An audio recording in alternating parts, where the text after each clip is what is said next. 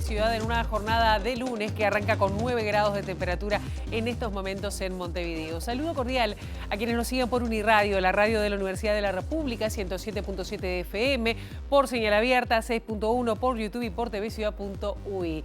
Vamos a repasar rápidamente el pronóstico del tiempo que nos proporciona el Instituto Uruguayo de Meteorología. Como vendrá, bueno, la máxima de 14 grados, una jornada que se prevé fría, con el cielo algo nuboso, con periodos de claros, sin perspectiva de lluvias. La mínima fue de 5 grados, se sentía esta madrugada el frío. Mañana martes 10 de junio bajará aún más la temperatura, sobre todo la mínima, 2 grados, la máxima será de 14, también sin perspectiva de lluvias, por lo menos en principio en lo que resta de esta semana.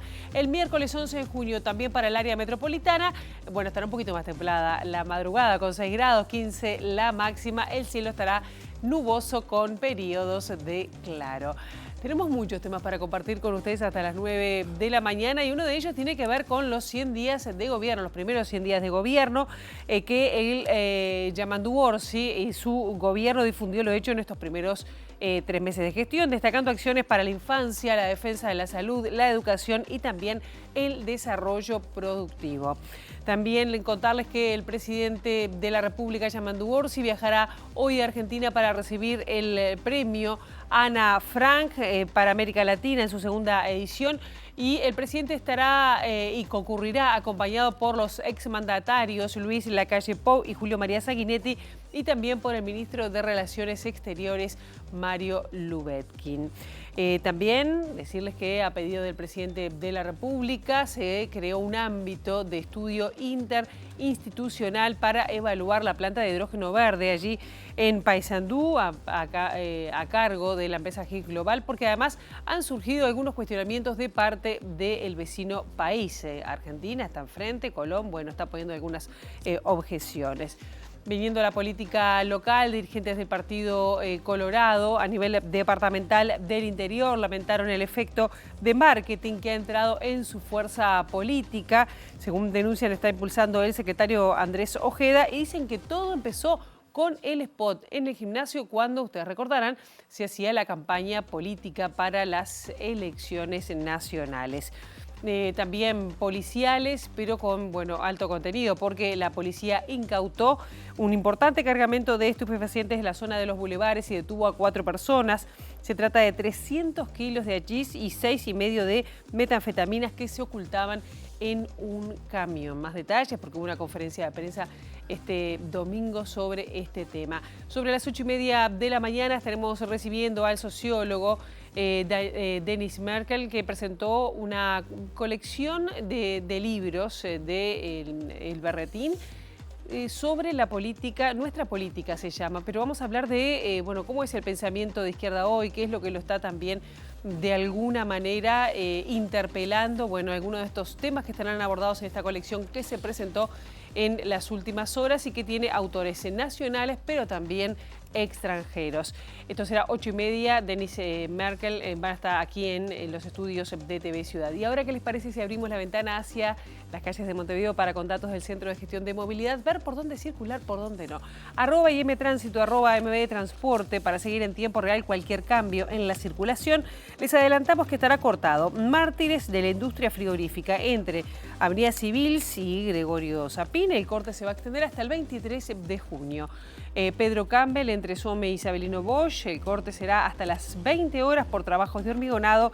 Y Juan Rodríguez entre José Enrique Rodó y Chaná, el corte será hasta las 7 de la tarde por trabajos de carga y descarga que se realizan en el lugar. Y dicen que los primeros 3 meses es la luna de miel de cualquier gobierno. Bueno, pues bien, al cumplirse 100 días de el gobierno encabezado por Yamandu Orsi, se dieron a conocer las principales acciones que se desarrollaron en las distintas áreas del Estado en estos primeros 3 meses. En las últimas horas, desde la oposición, senadores blancos Álvaro Delgado y Álvaro García habían señalado que en el arranque de su mandato la presidencia de Orsi no tiene rumbo.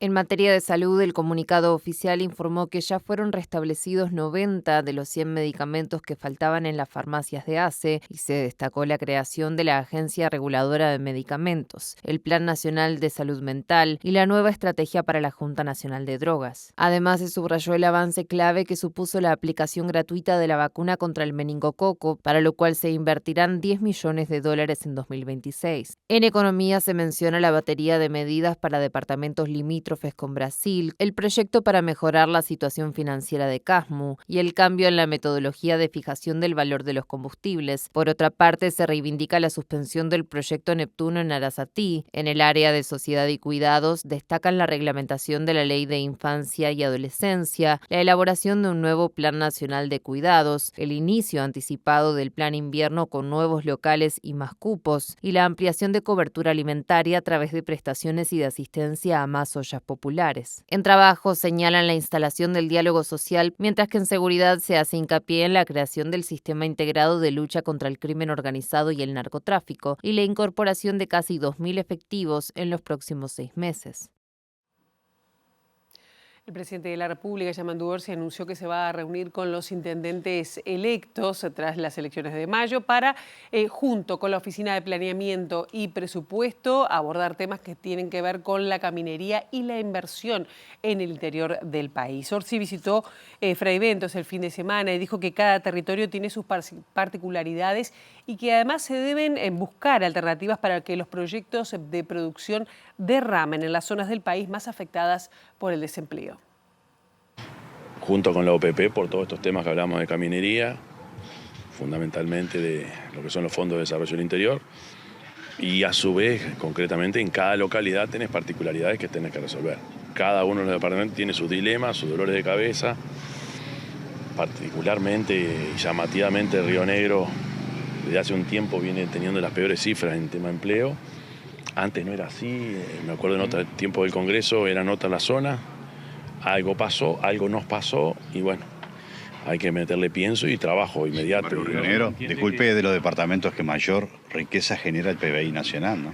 Es una contradicción. Sí, y tiene que ver con el derrame y tiene que ver con políticas públicas que ayuden a un mejor retorno. Hay actividades que llegaron para quedarse y que mueven la economía nacional, lo que no necesariamente genera empleo directo de la misma forma. De manera indirecta quizás sí, y ahí estoy hablando concretamente de lo que es la forestación, las plantas de celulosa. Entonces aprovechar ese envión y, a ver, la instalación de una nueva planta en el centro del país genera un dinamismo que antes no existía. Por lo tanto, es un tractor importante. El tema es que hay que volver a plantearse otra forma de traccionar y de generar derrame y, como tú mismo decías, buscar si es zona franca, parque industrial o logística que permita acompañar eso de manera tal que derrame más. Y vinculado también al interior del país, se conformó una comisión interinstitucional para evaluar el impacto de la planta de hidrógeno verde que se va a instalar en el departamento de Paysandú, luego de que el presidente Orsi asegurara que el gobierno uruguayo escuchará los reparos manifestados por las autoridades argentinas. Acá el presidente ha sido muy claro en el sentido de que tenemos en el país hoy algunos proyectos que son de una importancia fundamental para hoy y para el futuro. El presidente ha pedido un abordaje transversal. Esto no lo puede definir solamente un ministerio, son distintas áreas que tienen que aportar su conocimiento, su competencia para asegurar una evaluación que dé certezas para hoy y para el futuro de que realmente esos proyectos, si se consolidan, funcionen de acuerdo a los objetivos que nos hemos planteado como sociedad. Así que bueno, hay un equipo conformado por el presidente, seguramente habrá resultados y anuncios concretos en poco tiempo. ¿Qué es lo que estudia concretamente ese equipo? El rol del Ministerio de Ambiente, que es lo que me corresponde en todo caso transmitir, es todo el componente ambiental, desde la ubicación, los posibles impactos que puede generar, el entorno. Bueno, sobre eso es el aporte que está haciendo nuestro equipo en ese espacio transversal que convocó el presidente. ¿Esto significa que no está del todo confirmado que se vaya a instalar esta planta de hidrógeno verde, esta evaluación? Hay un equipo trabajando que en el momento que tenga una definición en este como en otros temas se va a anunciar correctamente, pero la certeza de que el presidente ha pedido una evaluación en profundidad de distintas áreas de gobierno.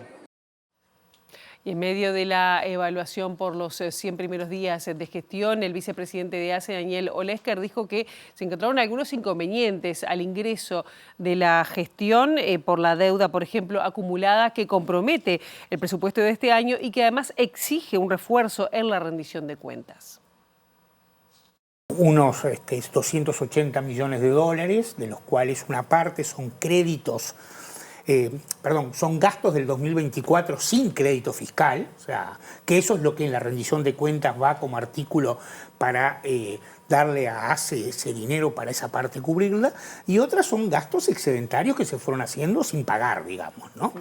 Entonces el volumen, nos encontramos con un volumen importante de deuda. Por suerte, el presupuesto de ACE es muy importante. En 15 años el Frente lo llevó de 170 a 1.500 millones de dólares y por lo tanto esta deuda cae en un presupuesto que tiene espaldas. Tiene espaldas para por lo menos bancar. Esto es lo primero que encontramos. Lo segundo que encontramos fue lo que dije recién, un gran desarme del primer nivel de atención. Policlínicas cerradas, policlínicas que no funcionaban, recursos humanos que se los trasladaba para el segundo y tercer nivel. Y lo tercero que nos encontramos fue un incremento muy importante de la tercerización de servicios, es decir, el dejar de hacer cosas que los recursos de ACE hacían y podían hacer y contratarlos a un tercero. Y la consultora Ágora publicó en el diario El Observador un estudio sobre la aprobación de la población en los primeros 100 días de gobierno. 38,5% de la población aprueba la gestión de Orsi y 28,5% la desaprueba.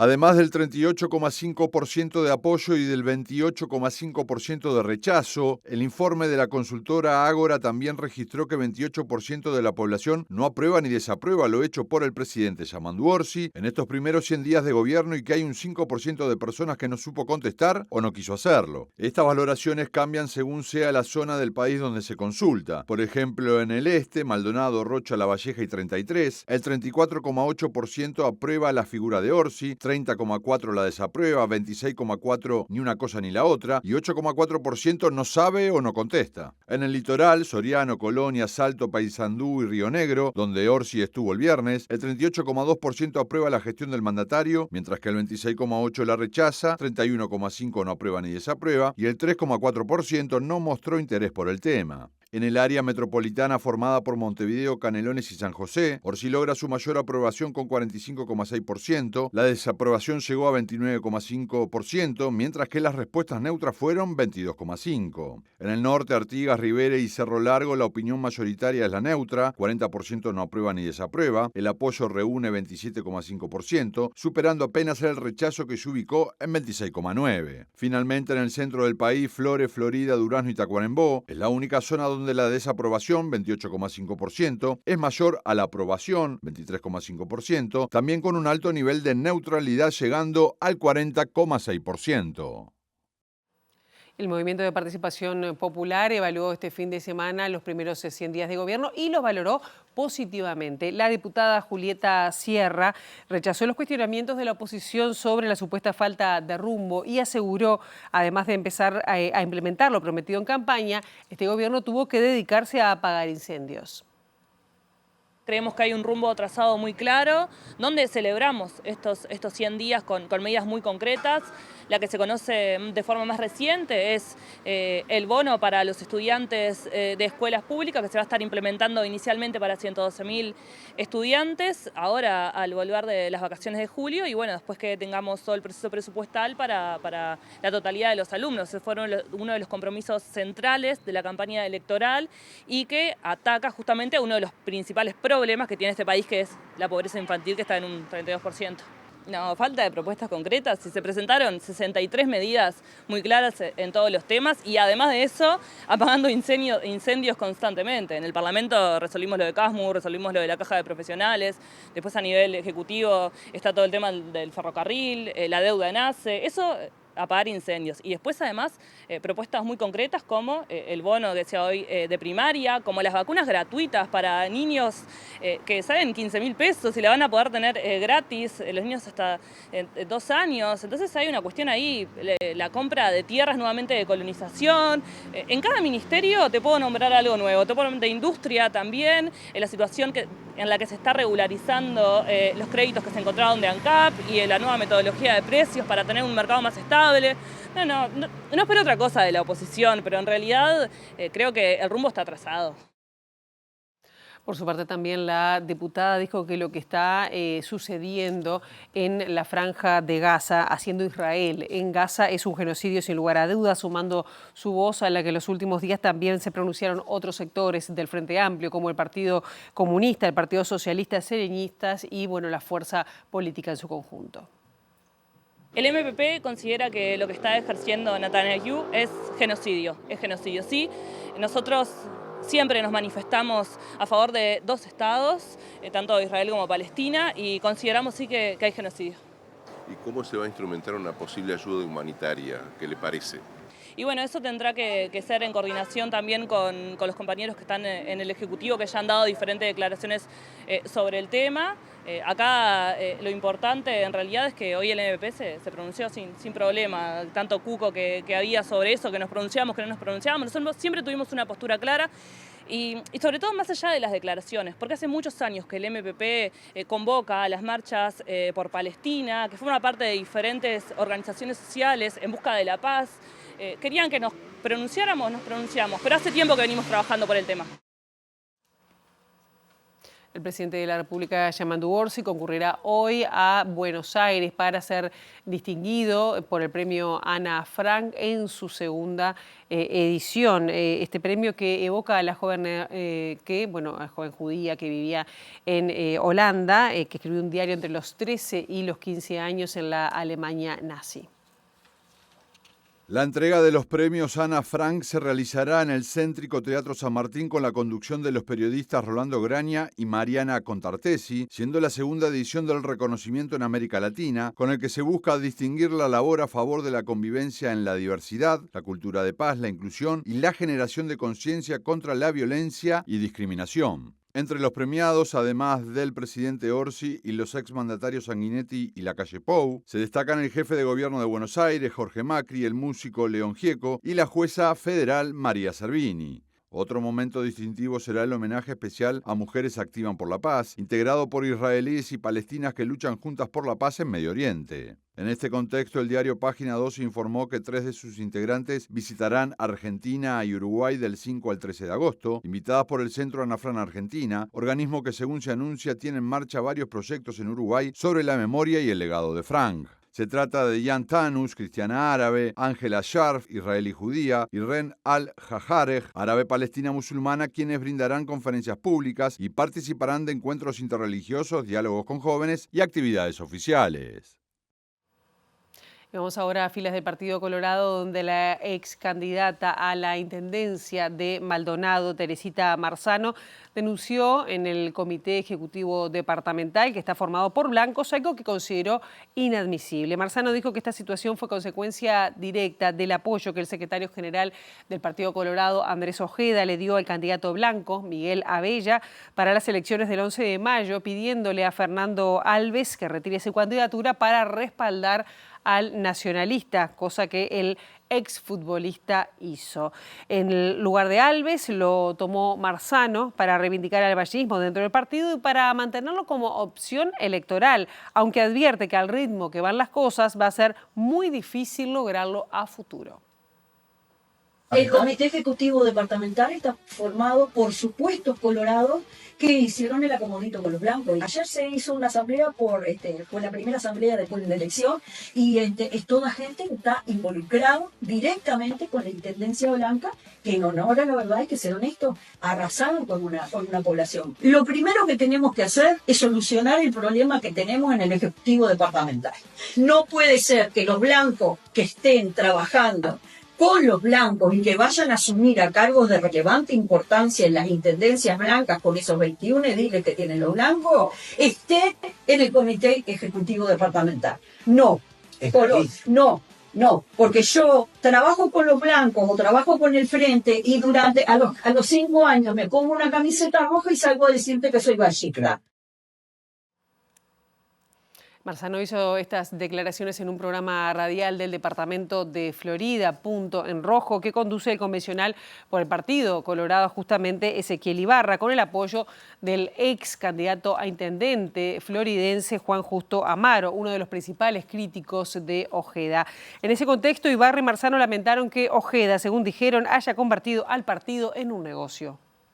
Estamos mal desde las bases, y las bases tienen que ver con el secretario.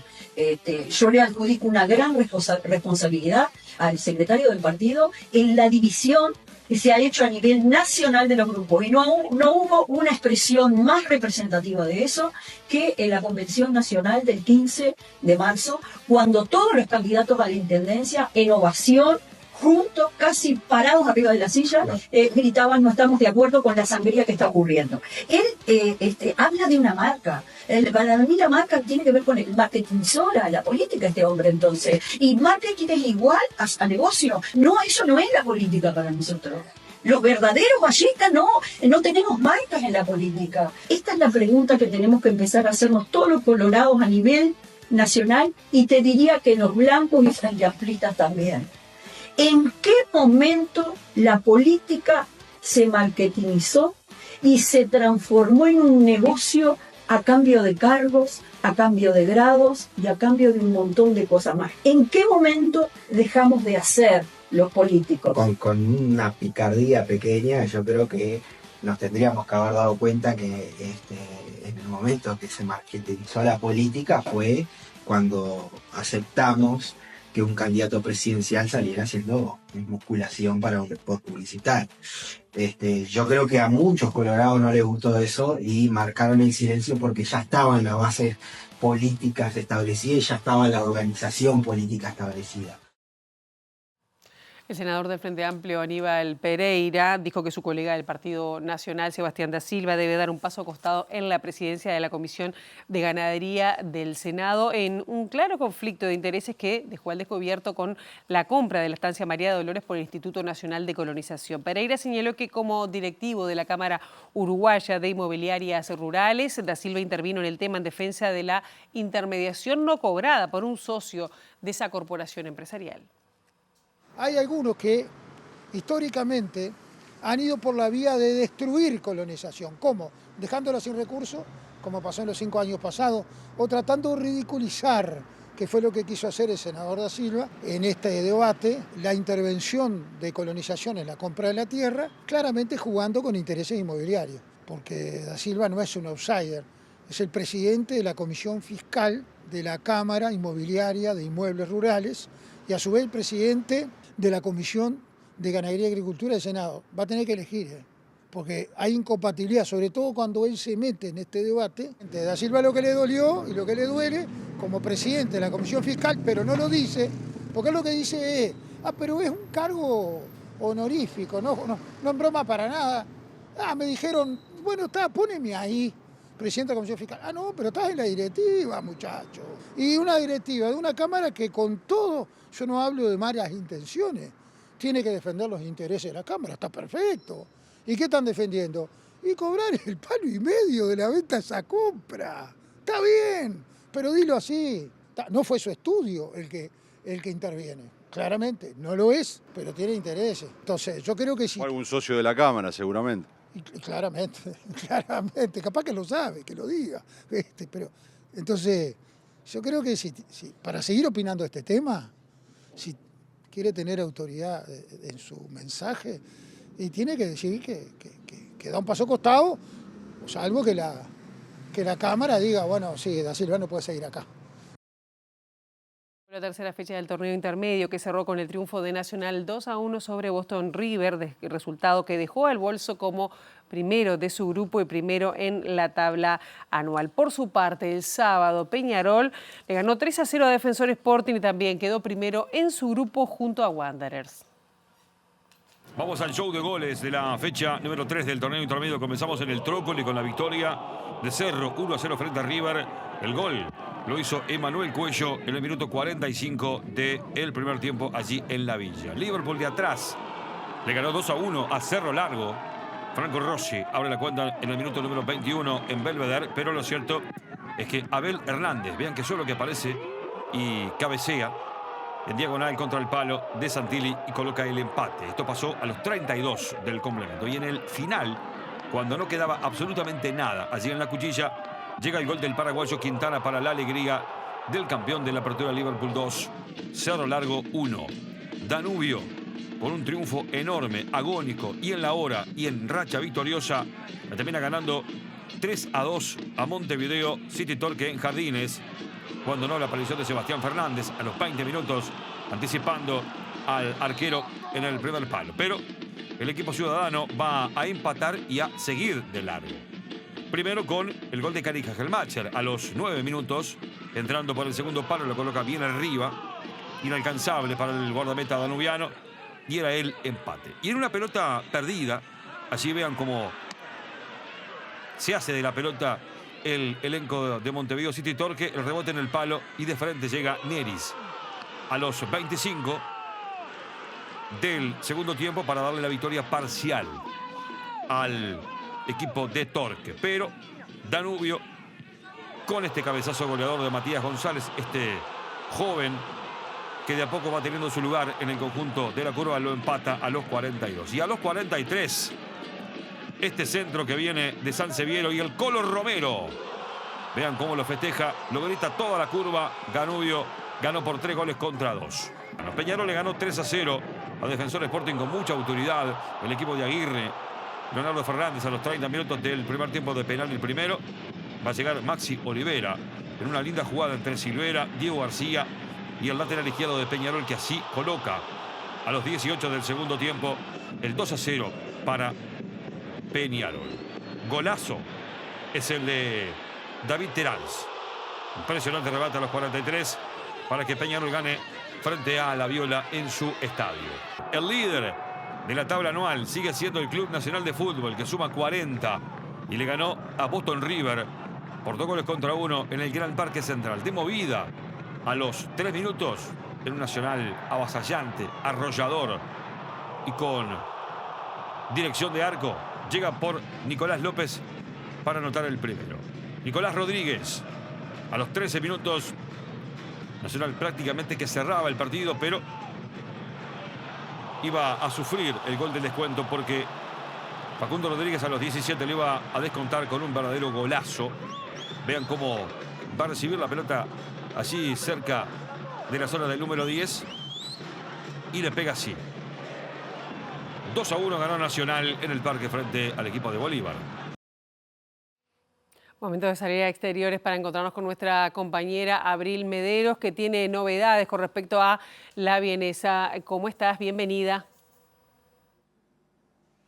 Gracias, Pilar. Buen día para ti también. Exacto, porque está por comenzar una nueva instancia tripartita en el Ministerio de Trabajo con la empresa La Vienesa justamente y los trabajadores. Y para profundizar en esto estamos con el dirigente de la mesa coordinadora del PAN, Luis Echevarría. Echevarría, gracias por charlar con nosotros esta mañana. Recordemos que está el anuncio de este cierre de 5 de las 8 sucursales de La Vienesa. ¿Qué es lo que se va a resolver en esta instancia?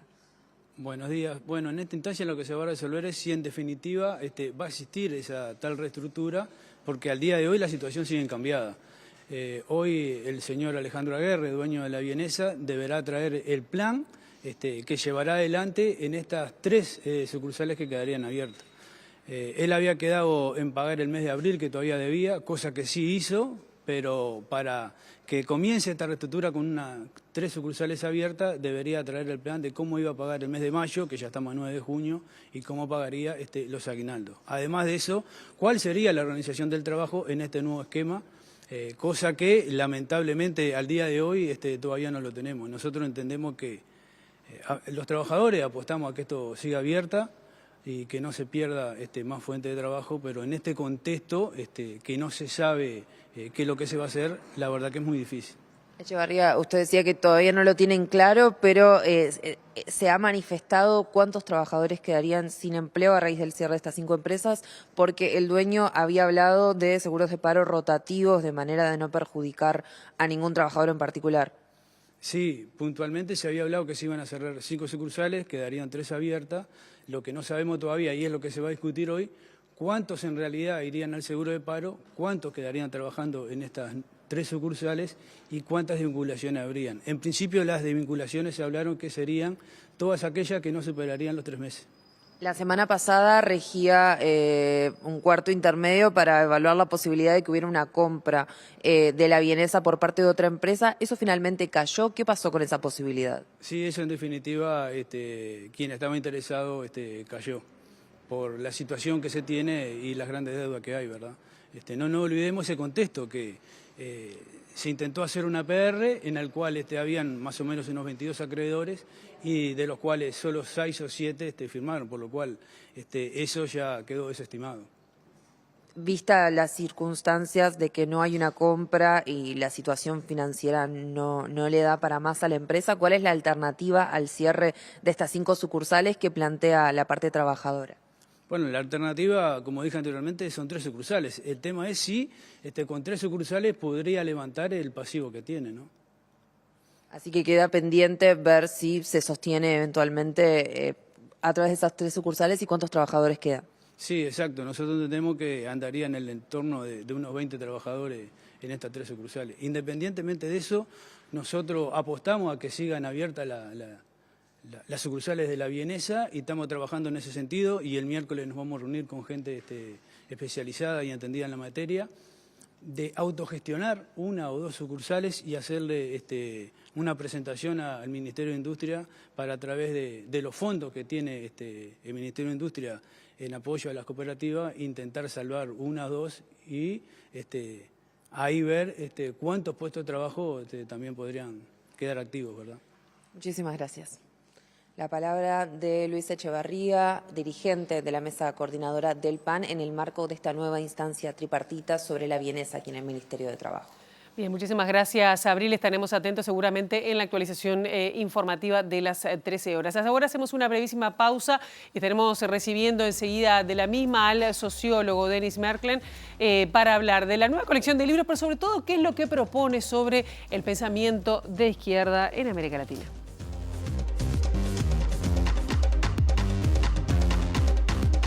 Este segundo bloque de MD Noticias estamos recibiendo con muchísimo gusto al sociólogo Denis Merklen, voy a decirlo bien, director del Instituto de Altos Estudios de América Latina, recién llegadito de Francia. Un gusto tenerte aquí. Buenos días, un placer. El sábado además fue el lanzamiento de una nueva colección de libros que tiene la particularidad que son libros de política, ¿no? Algo que a veces parece que no se lee demasiado, pero sobre todo que, busca repensarnos, supongo, te voy a preguntar a ti, pero ya me llamó la atención el nombre, ¿no? de la colección, Nuestra Política. ¿A dónde apuntan? Bueno, apunta a ese sentimiento que queremos alimentar, rehabilitar, regar una plantita que nos parece que está un poco marchita, ese sentimiento de que la política es nuestra, de que nos pertenece, y de que cuando pensamos así aparece un nosotros, que es un nosotros de que quienes queremos vivir juntos, ¿no? Y pensamos que ese sentimiento debe ser alimentado, debe ser, por eso regar un poquito la plantita, ¿no? Hay que ponerle allí cosas, pensamiento, ideas, propuestas, críticas, aguijonazos, volver a esa tradición del debate sano, pero profundo, serio, sin esquives, a través de la lectura, de lecturas inteligentes, ¿no? Entonces, esa es un poco la apuesta, la estamos haciendo aquí en Uruguay. Cuando decís volver al debate sano, ¿se ha perdido el debate? Esto es una cosa, el debate de ideas, es una cosa que solo pasa acá en Uruguay, está pasando en el mundo. Te pregunto a vos que venís también de No se ha perdido, afortunadamente, y con toda seguridad nunca se perderá, pero vive hoy nuevas amenazas, ¿no? Amenazas que son tecnológicas, por una parte, porque algunas formas de la comunicación a través de redes sociales o de otros modelos, le quitan espacio al argumento, al despliegue, al matiz, algunos de los modos en que la confrontación política vive en los medios de comunicación. Hay que poner dos opuestos que choquen y nunca dos matices que tal vez se encuentren en algún punto, pero que no son lo mismo. En fin, hay una serie de elementos que están amenazados. Y luego, por estas figuras políticas tan preocupantes, la principal de ellas es la del presidente de Estados Unidos, por supuesto, por la envergadura de su poder comunicacional y político, que de ninguna manera contribuyen a un debate sano. Claro que alimentan el debate, pero no de forma sana, ¿no? Entonces, la idea de hacerlo a través del texto, del libro, es también un modo de ponerle un poquito de calma, ¿no? Un poquito de calma. Vamos a sentarnos un rato a pensar juntos, ¿no? Claro. Cuando decís eso, y ya voy con el primer libro, ¿no? Me llamó la atención, empieza con un argentino que habla de derroteros, ¿no? Y acá lo tengo, si lo podemos mostrar. Notas sobre la izquierda y la nación, Eduardo Rinesi, y habla, bueno, todo un recorrido en el caso de la historia argentina, pero que termina con el caso de Milei, ¿no? También está pasando acá. ¿Cómo es que se digamos, cómo es que se llega, la gente vota eso, ¿no? Bueno, estamos muy preocupados, no es el caso del Uruguay, pero incluso desde el Uruguay estamos muy preocupados por la evolución de la democracia, ¿no? Ya dejan de ser avatares casuales. El enorme progreso de la ultraderecha en Europa, del agotamiento de propuestas políticas que allí fueron estructurantes, Bolsonaro en Brasil, Milei en Argentina, los distintos evoluciones de algunos regímenes políticos que llenaron de esperanza el comienzo del siglo y que terminan mal. La democracia está en una crisis muy importante, ¿no? Y las masas, los pueblos, la gente que va quedando al borde del camino porque la democracia no logra cumplir con sus promesas sociales, están ahí al acecho y en un momento determinado dicen, bueno, basta, ¿no? No puedo pasar 1, 2, 3, 4, 5 generaciones viviendo dentro de la democracia y esperando que una varita mágica caiga sobre mí para que mi destino sea mejor. Hay una cantidad de ámbitos en los que la política parece no tener las herramientas para responder a las evoluciones sociales de fondo, claro, ¿no? La violencia, por ejemplo. Pasó en Chile en el 2019. ¿Qué tan lejos estamos en Uruguay de estos eventos o de América Latina, que a veces parece que estamos como en una esquina diferente? Bueno, hay que decirlo, el Uruguay entero, ese nosotros de los uruguayos, hemos sabido por ahora, y esperemos que sin problemas, proteger ese nosotros político, proteger el espacio de la democracia. Hay ciertos rituales y ciertos gestos que nos hacen pensar que el debate es sano, la convivencia está allí, los partidos políticos aceptan la alternancia, no están buscando derribar al otro, en fin. Pero al mismo tiempo, la sociedad mira y se produce cierto alejamiento. Hay un síntoma que nos preocupa a nosotros mucho y es uno de los objetos de la colección, y es cierta distancia que se va produciendo en todas partes entre la universidad y la ciudadanía. Entonces, estos libros, tú hablabas del de Eduardo Rinesi, por ejemplo, el volumen 2 de Aldo Marchesi y Vania Markarian van en el mismo sentido, es invitar a esos colegas con una inmensa trayectoria, con un enorme capital científico de reflexión, Eduardo Rinesi es un filósofo, a dirigirse a la ciudadanía, salir de la universidad y tomar la palabra en el espacio público, no como lo estoy haciendo hoy yo, y que tenemos la suerte, de muchos intelectuales, de poder participar de tanto en tanto, sino a través del texto. Que el texto, el libro, por eso son libros pequeños, muy amenos, esperamos fáciles de leer, que no requieren más de 2 o 3 horas de lectura, muy accesibles en el precio, ¿no? Para que ese espacio de discusión pueda llevarse al momento de la lectura. El momento de la lectura es un momento de reflexión, de encuentro consigo mismo, y pensamos de una posterior toma de palabra. ¿Sabes qué leí? Claro. ¿No? Una cosa interesantísima. Bueno, ese es el punto en el que queremos contribuir a que la democracia no se degrade. En Uruguay yo no diría que está degradada, pero en muchos otros lugares sí, y nos preocupa cómo nos vamos a pensar hacia adelante. Yo te quería preguntar, bueno, yo lo leí, es fácil de leer y me anotó una cantidad de autores que no los tenía como muy registrados, sí, sobre todo de libros, pero en una sociedad, es decir, ¿para qué público apuntan pensando en que la juventud a veces, o las juventudes, no leen tanto y menos en papel? Es toda una apuesta. ¿Cómo llegar a las nuevas generaciones? Bueno, el milagro de la lectura es un milagro que fue construido, y fue construido incluso por militantes, no solo por docentes, militantes de la lectura que labraron el espacio social, el espacio cultural, que construyeron, hicieron de nosotros lectores. Ese trabajo no puede cesar, no se gana una vez para siempre, y la gente lea o un día dejan de leer y no leen más.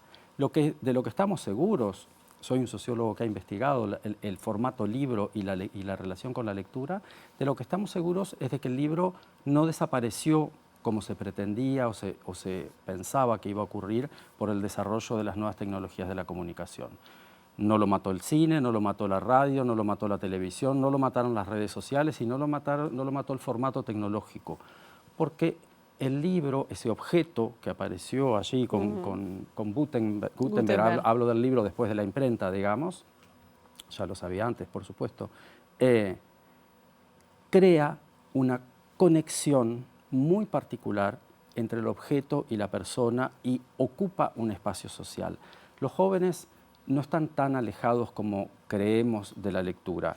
Sí van hacia otros lugares, como recuerdo una vieja película de Woody Allen, Radio Days, en donde... Días de radio. Días de radio, sí, y entonces Woody Allen habla de su infancia y los padres le pegaban coscorrones porque se la pasaba todo el día escuchando la radio y le decían, te va a entorpecer la cabeza, te va a estropear la vida, tenés que ir a hacer otras cosas, ¿no? Bueno, no dejó de leer Woody Allen.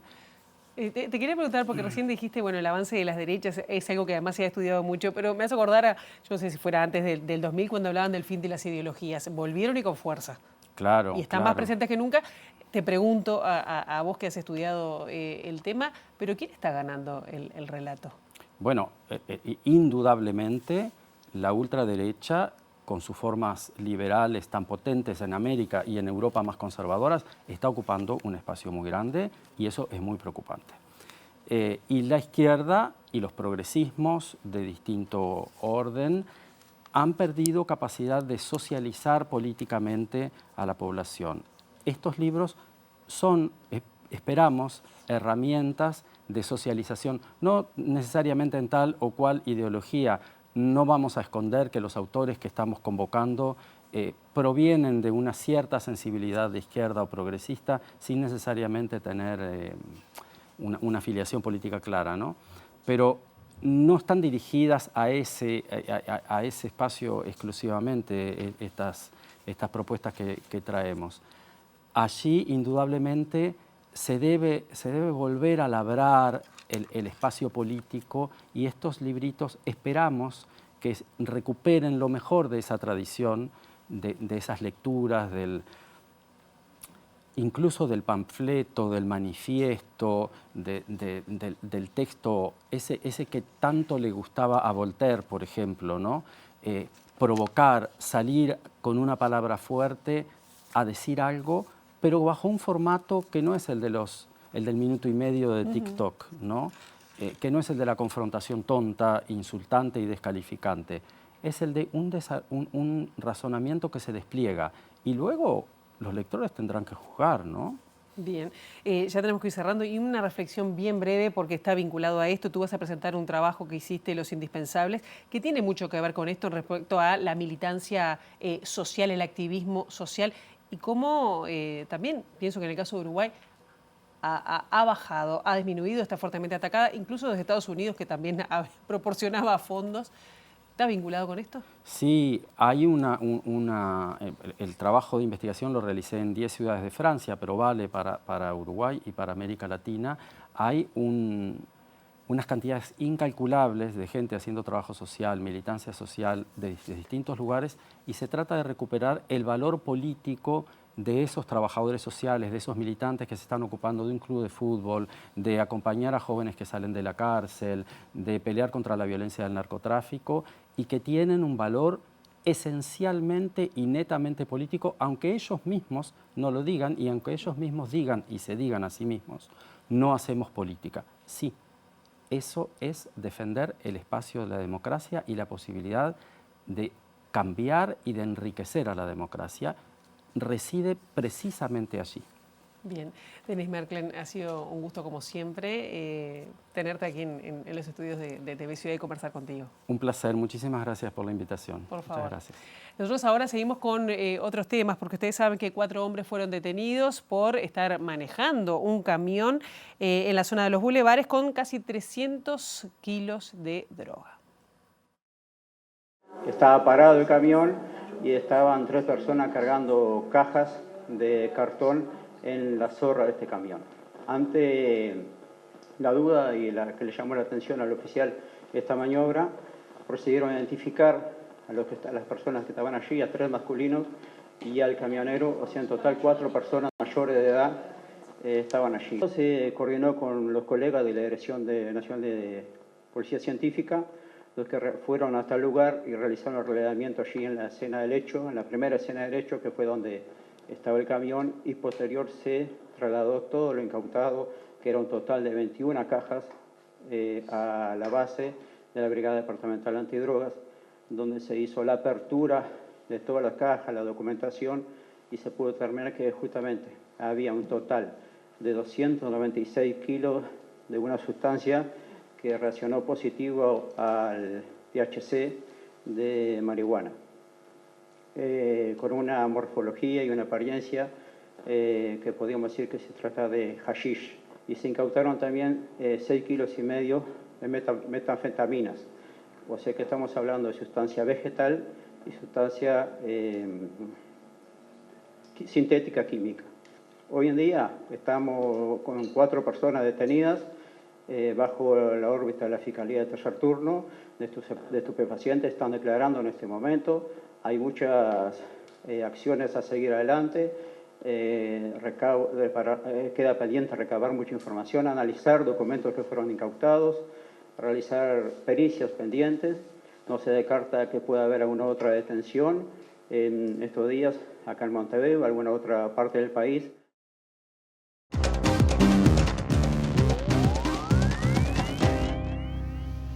El gobierno uruguayo calificó como una afrenta a la democracia el intento de asesinato del senador y presidenciable colombiano Miguel Uribe Turbay, del derechista Centro Democrático, del expresidente Álvaro Uribe, ocurrido este sábado en un acto de campaña en Bogotá. El gobierno de la República Oriental del Uruguay expresa su condena ante el atentado contra el senador de la República de Colombia, Miguel Uribe Turbay, acto de violencia política e intolerancia extrema que configura una afrenta injustificable a la democracia y a la libertad de expresión y de pensamiento, declaró en un comunicado el Ministerio de Relaciones Exteriores. Al mismo tiempo, Uruguay transmitió solidaridad hacia la familia de la víctima y el pueblo colombiano en estas horas de incertidumbre, haciendo votos por su recuperación. El atentado fue perpetrado en el barrio Modelia, en el occidente de Bogotá, y el senador de 39 años fue trasladado de urgencia a la Clínica Colombia. Las primeras versiones indican que 2 individuos, que al parecer participaron en el ataque, fueron detenidos por la policía con la ayuda de la comunidad, uno de los cuales tendría 14 años. Uribe Turbay es cercano al expresidente Álvaro Uribe y uno de los más severos críticos del presidente Gustavo Petro, especialmente en temas sobre la seguridad pública. Tras el atentado, Petro dijo que era un día de dolor y en conferencia de prensa aseguró que su gobierno no escatimará esfuerzos para descubrir a los autores intelectuales del atentado. Todos los protocolos de investigación al máximo nivel, trabajando en equipo entre todas las agencias de inteligencia, se tienen que concentrar en descubrir quién es el asesino intelectual, ordenó el mandatario. Hasta aquí llegamos con esta primera edición, la actualización informativa a las 13, a las 18:55 y nosotros volvemos mañana a las 8. Ahora quedan en compañía de Ciudad Viva. Pasen muy bien, buena jornada.